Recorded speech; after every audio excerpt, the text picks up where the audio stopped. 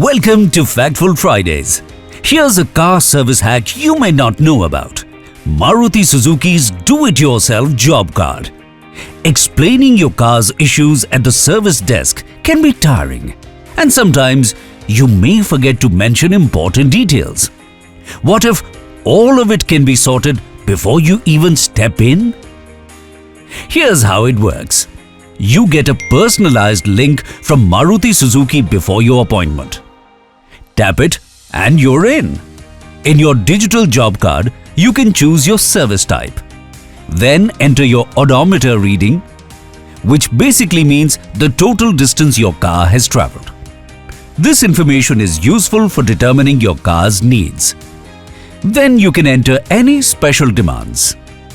You can talk about a specific concern, an additional check you want us to perform, anything. This is your space. You can take your time in thinking of a response. You can also use the customer voice feature to speak in your voice. Once you hit submit, your inputs travel straight to our workshop team. So when you arrive, your service advisor already knows exactly what your car needs. That's it. Got a topic you'd like us to cover next? Drop it in the comments. Your idea might feature in our next Factful Fridays. Stay safe, stay informed.